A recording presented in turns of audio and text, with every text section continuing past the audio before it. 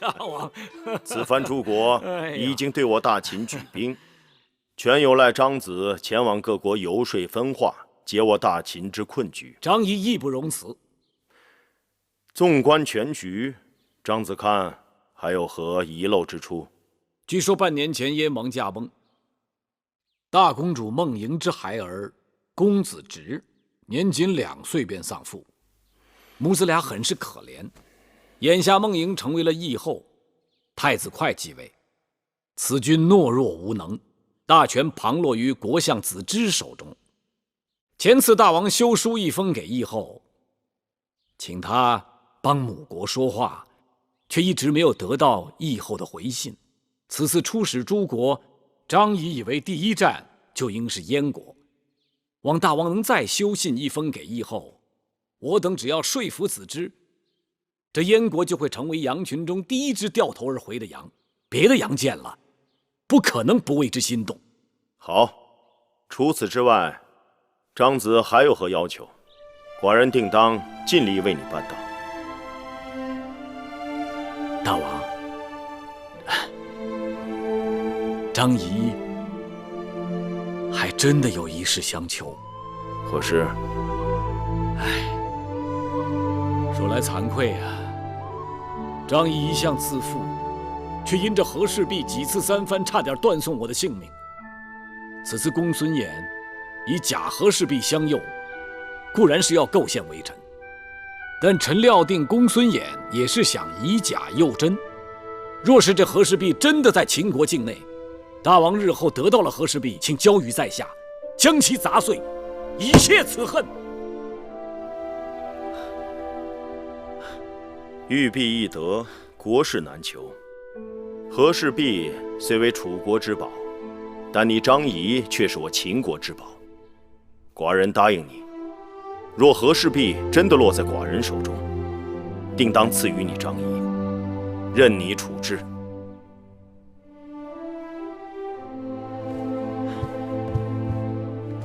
是为知己者死，张仪愿为我王效命。好。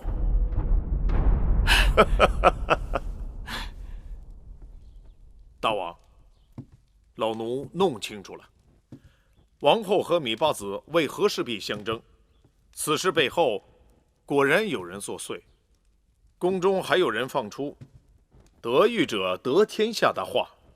谁？孟昭氏。但在背后怂恿他的，好像是魏夫人。魏夫人历来与王后不和，她浑水摸鱼，还到寡人这里来出手王后，也正因如此，才救了芈月一命。但那孟昭氏是王后的应试，她与魏夫人怎么会联手？有人唯恐寡人的后宫不乱。大王，公子华求见。让他进来。是。孩儿拜见父王。华儿，你怎么来了？孩儿这几日苦思冥想，让工匠将我秦军的盔甲进行调整。如何调整？比如说步兵，他们的前胸、后背、肩膀易受攻击。其甲衣由前甲、后甲和披帛等3部分合成。那骑兵必须便于骑射，其甲衣就比较短小，仅到腹部。没有披帛，还有车御，他们的手、臂、颈易受攻击。孩儿让其甲衣不仅有前甲和后甲，还有手甲、臂甲以及盆领。好，华儿真能干。函谷关大敌当前，孩儿愿为父王分忧解愁。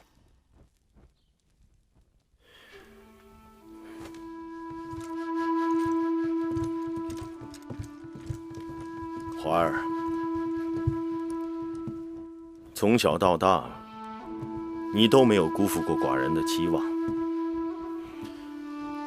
只是你那个娘亲，娘亲又做错何事了？你没听说过前阵子和氏璧的事吗？宫中人人皆知。你那个娘亲又在搅浑水了。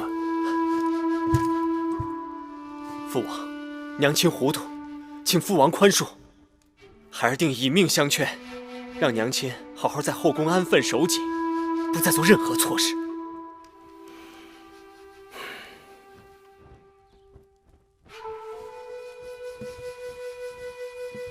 那就最好了。起来吧。谢父王。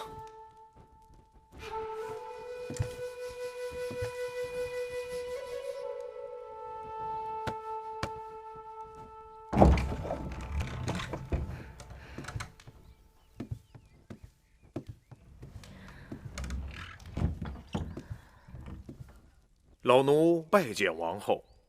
大监不必多礼，有什么话直说吧。王后以为老奴要说什么？芈月中毒，大王寻找摄局之人，因为臣妾是宫中唯一有对症解药之人，瓜李之嫌，难证清白。大王要臣妾担责，臣妾就担；大王要臣妾的性命，尽管拿去。王后觉得委屈，臣妾有口难辩。大王英明，并未轻易定案。大王禁足王后，派人封闭交房殿，也是为了谨慎起见。王后不管是否冤枉，但同样要提防别人栽赃陷害。芈八子身体康复后，了解此事，亲自破了和氏璧的迷局。他向大王力证，王后与此事无关，因此大王口谕，派老奴前来，撤了交房殿的侍卫。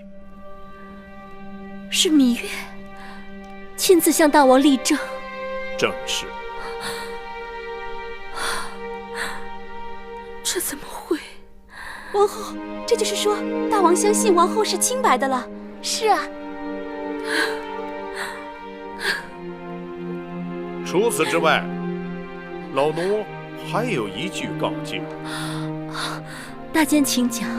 秦宫历来清静，既无什么秘制，也无什么神药。宫外不洁之物带入宫中，那就是惹祸的根源。人往往是先自侮，而后遭人侮之；假自毁，而后遭人毁之。王后还是要事事严谨为好。老奴告退了。多谢大监提点。王后，大监是什么意思？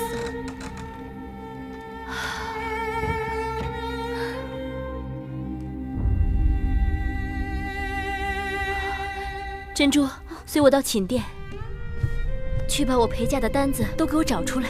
陪嫁的单子一直是在玳瑁姑姑那儿，玳瑁姑姑去了也没来得及交代，不知道在哪儿啊。不，今日就算是把交房殿翻个底儿，也得把那单子找出来。大监不是说王后没事了吗？王后为何反而要慌张起来？大监的话我听明白了，若是要大王彻底去掉疑心，就要把我从楚国带来的东西交代得一目了然。快随我去。是。